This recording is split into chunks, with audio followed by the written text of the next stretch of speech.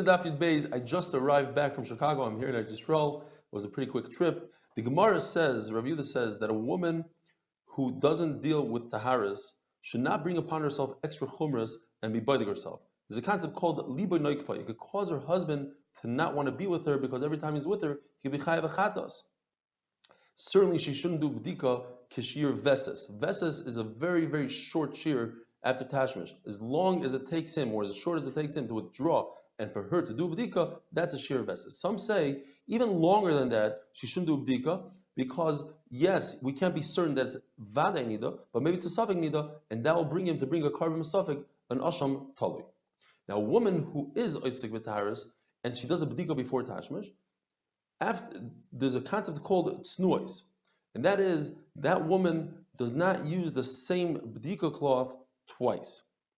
A woman who's not oisik b'taharis, she's allowed to be with her husband even without bdika, even if she doesn't have a veses kavua, and even if she's awake.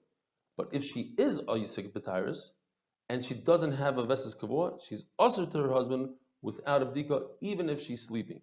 Now, they explain sleeping is not literally sleeping. It means that she just woke up, she's groggy, she's not very aware of what's going on. If she has a veses kavua and she's awake, it's asur. Why? Because now she's able to deal with taharas, and it's not that difficult for her to do the bdika. If her husband just came from a trip, and when he left her, she was bechazaka that she's tahar, and he persuaded her to tashmish, says the Gemara, that is considered a true bdika, and he doesn't have to go any further. If when he left on his trip, she was becheskas tmeya, so she's asur to him until she says verbally that she is tahar. If she is sleeping, as we said, she just woke up, she's groggy, then she's mutter. Why? Because now she's not roy for taharas, and it's too much of a tirch of her, it's considered a tsar, so she doesn't have to do bdika. And a woman should not be machmer upon herself, because that will bring her to be misgan al baila. She won't find favor in her husband's eyes. You don't find these kind of questions that Gdolim ask other Gdolim's wives today. Very interesting concept the Gemara brings. Rav Kahana asked the wives of Rav Papa, Rav Huna Berida, Rav Yeshua, what do your husbands require of you when they come home from yeshiva? Do they require you to do a bdika before tashmish?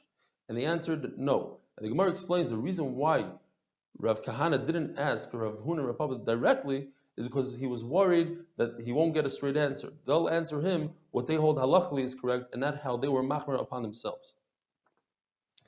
If a woman doesn't have a veses, this is a big deal according to her mayor.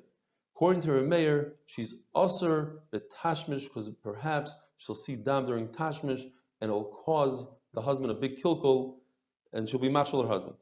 And therefore, she's considered not a person who's roy lebiyah, and she doesn't deserve a ksuba. Since she doesn't deserve a ksuba, she doesn't deserve all the things that are a tnai ksuba, such as mezainos, belais, etc. She doesn't have payrods from the nechsim ilug. He must divorce her, and he can never take her back, even if she's healed.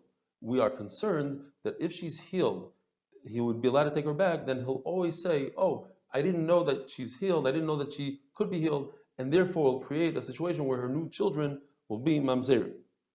According to Rabbi Chanina ben Atignois, you don't have to divorce her. All she needs to do is use two bdikas, one before and one after, and these bdikas will either save her or ruin her if she sees dam. Abba Chanan said the lashon oy la lebaila, oy vei for her husband. There's two lashonis what that means. According to her mayor, it means you must divorce her, so oy vei to her husband, he has to divorce her. But according to the second lashon, even though the halachas of Rabbi Chanina that two bdikas are enough, a person should be machmer on himself in order not to come l'dei kilgul. La halacha, a woman who's asuk in taharis could be samich on Rabbi Chanina and use two bdikas, and if she's not asuk with taharis, she doesn't have to do a bdika at all. Have a wonderful day.